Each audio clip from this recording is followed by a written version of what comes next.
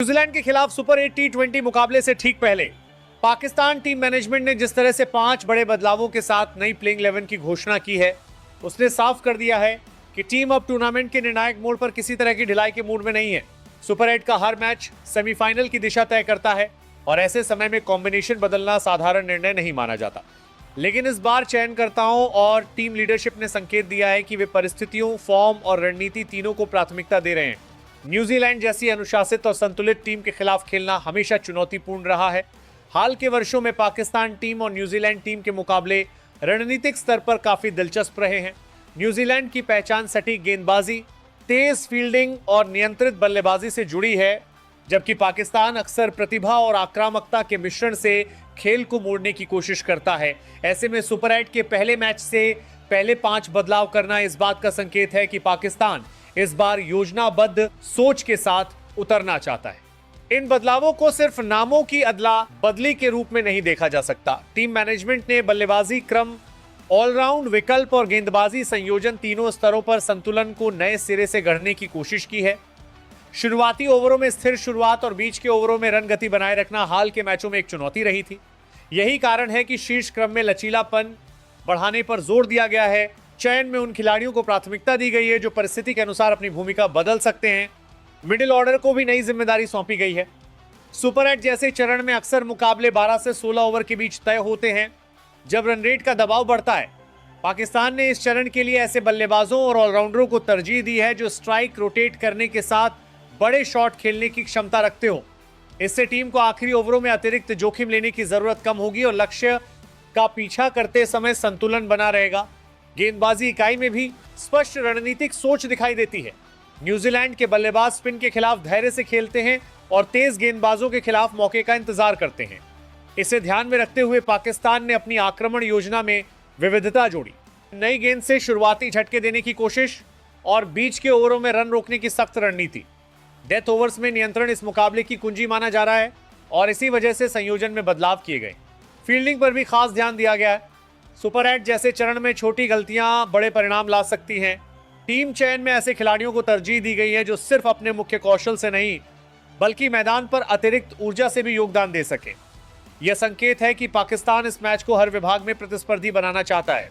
Team management का यह फैसला यह भी दर्शाता है कि अब चयन केवल प्रतिष्ठा या अनुभव के आधार पर नहीं बल्कि मौजूदा फॉर्म को ध्यान में रखकर हो रहा है। आधुनिक टी20 क्रिकेट में डेटा और परिस्थितियों की भूमिका बढ़ चुकी है और पाकिस्तान की नई प्लेइंग 11 उसी सोच का प्रतिबिंब मानी जा सकती है। 5 बदलावों के जरिए यह स्पष्ट संदेश दिया गया है कि टीम परिणाम के लिए लचीला रुख अपनाने को तैयार है। सुपर 8 के इस पहले मुकाबले का महत्व इसलिए भी बढ़ जाता है क्योंकि शुरुआती जीत पूरे चरण की दिशा बदल सकती है। न्यूजीलैंड के खिलाफ सकारात्मक शुरुआत से आत्मविश्वास मजबूत होगा, जबकि हार दबाव बढ़ा सकती है। इसीलिए पाकिस्तान ने जोखिम उठाते हुए संयोजन बदला है ताकि रणनीतिक बढ़त हासिल की जा सके। अब निगाहें इस बात पर रहेंगी कि यह नई प्लेइंग 11 मैदान पर किस तरह तालमेल बैठाती है। कागज पर संतुलन मजबूत दिखाई देता है, ऊपर क्रम में स्थिरता, मध्य क्रम में लचीलापन और गेंदबाजी में विविधता। लेकिन टी20 क्रिकेट में योजनाओं की असली परीक्षा होती है। सुपर 8 के इस मुकाबले में पाकिस्तान की बदली हुई रणनीति और संयोजन यह तय करेंगे कि टीम टूर्नामेंट में कितनी दूर तक जाने की तैयारी कर चुकी है। 5 बड़े बदलाव सिर्फ टीम सूची का हिस्सा नहीं है, वे एक व्यापक रणनीतिक बदलाव का संकेत हैं। अब देखना होगा कि ये नई संरचना न्यूजीलैंड के खिलाफ कितनी प्रभावी साबित होती है और क्या पाकिस्तान शुरुआत निर्णायक अंदाज में कर पाता है। 1. सैम अयूब पाकिस्तान क्रिकेट का वो युवा चेहरा है जिनके अंदर आक्रामकता और आत्मविश्वास का अनोखा मेल दिखाई देता है। बाएं हाथ के इस बल्लेबाज की खासियत है पावर प्ले में गेंदबाजों पर हावी होना और मैच का रुख शुरुआती ओवरों में ही बदल देना। सैम अयूब सिर्फ बड़े शॉट्स ही नहीं लगाते बल्कि गैप खोजने की कला भी बखूबी जानते हैं। घरेलू क्रिकेट में लगातार रन बनाकर उन्होंने चयनकर्ताओं का भरोसा जीता। उनका खेल निडर है लेकिन लापरवाही से दूर।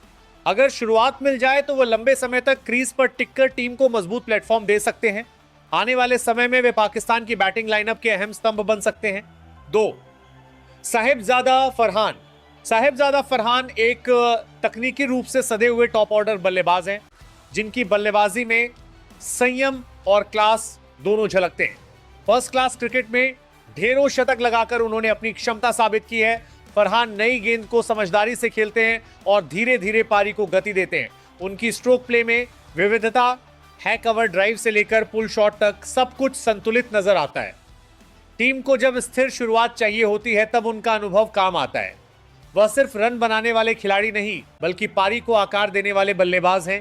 3 फखर जमान। फखर जमान पाकिस्तान के सबसे खतरनाक ओपनर्स में गिने जाते हैं। बाएं हाथ के इस विस्फोटक बल्लेबाज ने बड़े मंचों पर बड़ी पारियां खेलकर खुद को साबित किया है। उनकी बल्लेबाजी का अंदाज आक्रामक है लेकिन सही समय पर संयम भी दिखता है। फखर की खासियत है स्पिन और तेज दोनों तरह की गेंदबाजी पर समान अधिकार।